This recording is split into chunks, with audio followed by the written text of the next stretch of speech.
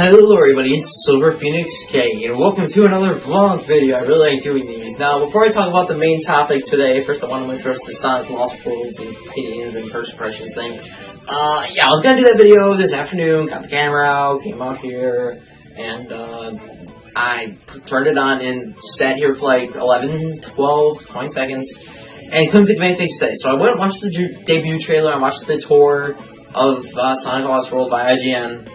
And I really do not have anything to say about this game.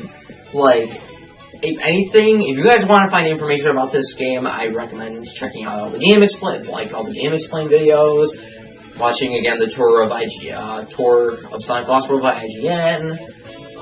Just look for yourself, because I can give you my opinions right now. I think it's going to be a fantastic game. I actually think it's going to be one of like the best in the series. Like, probably get in the top 10. I mean, I probably get in the top 10 best Sonic games just because of how it's designed, and I think it'll be a really fun game to play, so I'm going to get it day one, and I'm super excited for it. Now on to the main topic of discussion today. Should I get an OUYA? Now let me give you a little background on the OUYA if you're not familiar with it. The OUYA is a Android-based console using a Tegra 3 chip. I don't know what that means, but whatever. It must be important. And it was on Kickstarter about a year or two ago, and it got a ton of money pushed towards it because it marketed itself as an open source console that was going to be cheap and easily moddable, like how people make mods for generations, that kind of thing, to the console. So yeah, it does follow suit with all that stuff, but people are sort of unsure about it, and it did get backed with a ton of money, so people are kind of unsure about it. Now, so I'm going to give you my pros and cons as to what I think and what I want. Also, by the way, I should give you a quick note. I don't know if this really does truly mean anything. The OUYA was supposed to come out, I believe it was June 3rd, and it got delayed 3 weeks for whatever reason, because it was like June 7th the other day. Or like a couple days ago, it was like June 7th. And I was like, hey, isn't the OUYA out? And so I look it up, and it got delayed 3 weeks. So I was like, pissed. I actually kind of wanted to go get this. But now after thinking about it a little bit, I'm kind of unsure. Now I'll give you my pros first, and I'll give you my cons. Pro number one is it's really cheap. It's like $99 US. And you get like HDMI cord, you get the controller, and you get the box, you get the console. Now, I mean, it's super cheap, and I have a feeling that more casual, sort of casual people who, want to, I don't know, I have a feeling that it'll do sort of well because of its low price point, because it's not trying to compete with the U, it's not trying to compete with the PS4, it's not trying to compete with the One either. It's not like the fourth console in the major console race, ooh. It's not competing with them, it's not, like, on that plane. They said that out loud. This is not to compete with Nintendo, Microsoft, and Sony. They have their own wars. This is just something to be out, to enjoy, I guess, so whatever. It's supposed to be open source, indie developers can come on, so, yeah. That leads to pro number 2 is indie developers. Like, hopefully lots of indie people will come to the OUYA and develop games for it, and we can get really, really cheap, maybe sometimes even free, really good games on the OUYA. So, cheap console and hopefully like really cheap games, even free games. I hear something like each game has to have a free-to-play model, so I don't know where exactly they're going with that, but hey, I mean, I'm sure no game will go above $15, so that's pretty cool. And also, I believe most, like 90% of the games on there is going to be like indie-based games. And also, you can make your own games. I don't know how that works. But I might actually look into this because I have I'm not gonna say it's a good idea. If I have like an idea for a game, and I'd like to see that happen, or see it or something. So, the third thing is, I know I'm betting all the script on me.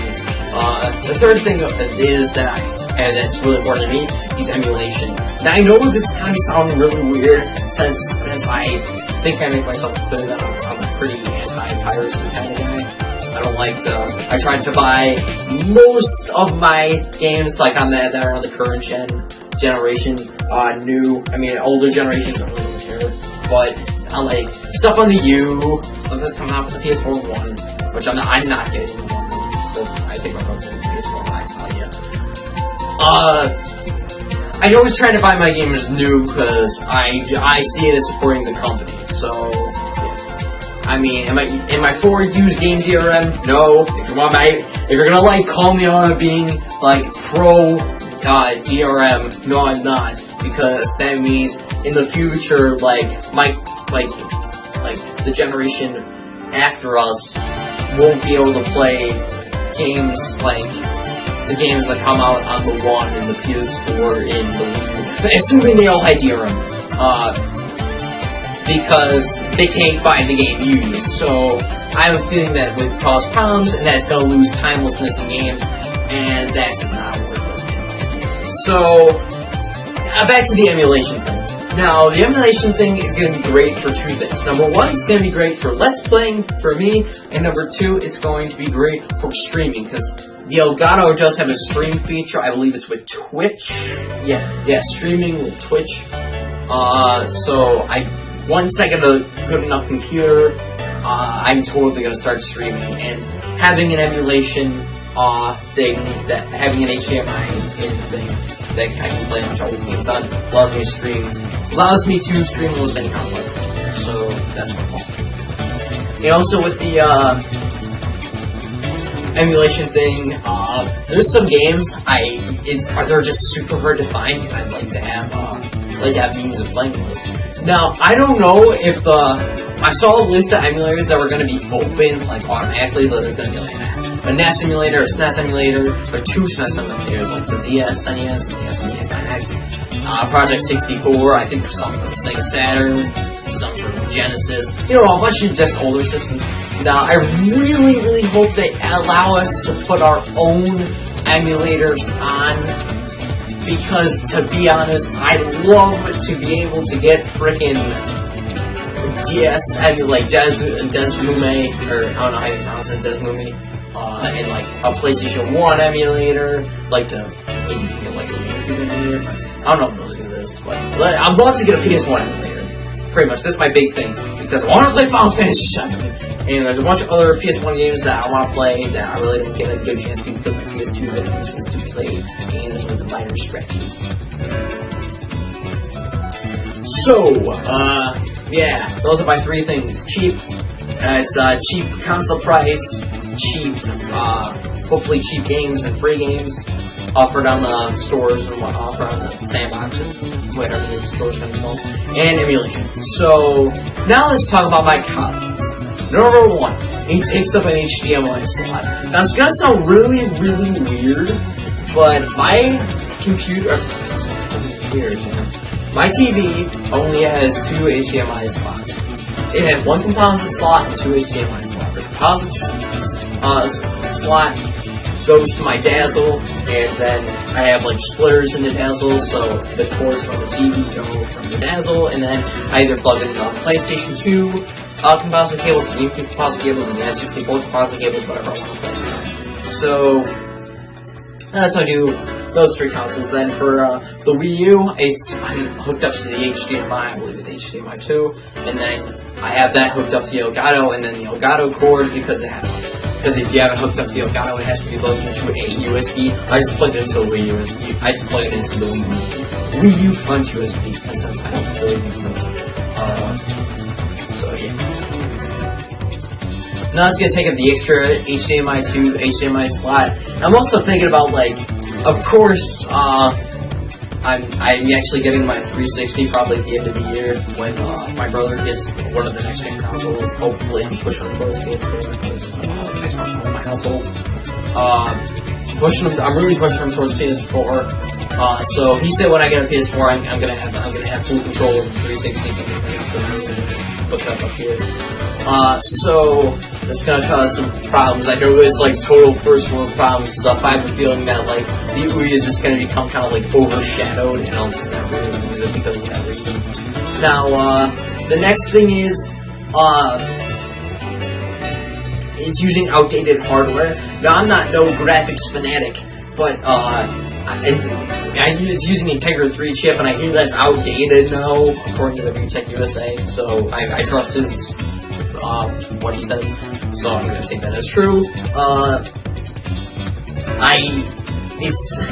My problem with it is that I have a feeling that developers and stuff will stop working on the OUYA because it's gonna have outdated hardware, and they're gonna to just work on stuff like Steam and all that stuff. Speaking of Steam, number 3, the laptop I'm going to buy, which actually is probably gonna come in like a couple months.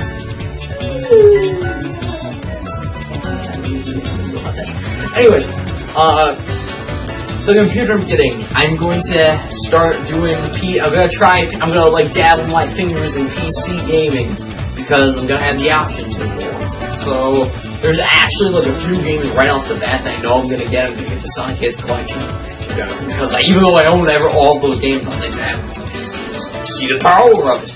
I want to get Dust, I want to get Super Meat Boy, I want to get friggin' I want to get Bioshock.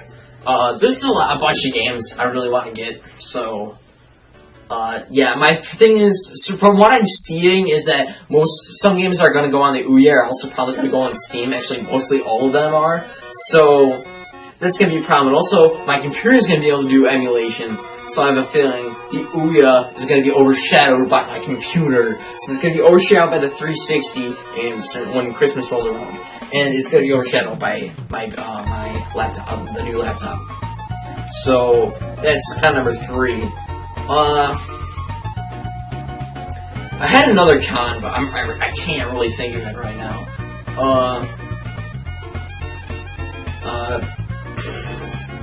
Oh yeah, con number 4 is just developers don't work on it, because here's the thing. It's like a 90% or 95% like all indie developers on this thing, 95%. So if all of those developers leave, it's not going to have anything to offer besides emulation on a TV, which hell, that's awesome. Or emulation on a TV, so yeah. So tell me, I mean, I'm like kind of leaning towards like maybe, I still am maybe, wow, woohoo, if you're like going over each thing, I'm kind of leaning towards like maybe, I'm really not sure. I know if I buy it and it's kind of sucks, it's not like a huge loss. It's not like if I bought like if I bought like a PS3 for like $200 or something and that sucked, that would have been a blow of money away. Especially because I'm trying to save up for a computer. That's another thing too. I mean, it's like, is it worth like right now to get? So I guess we'll have to wait for reviews by like GameStop and IGN when it's officially released, because then more people will have access to the system, more people will work on the game, will work on games for it. So certainly it will be an interesting experiment for the Android consoles. Now, I think that's all I really have to say for today. Thank you all for listening. Let me know in the comments if you want an OUYA, and if you're going to get one, reasons why you want it and why you don't. Thank you all for listening. Peace.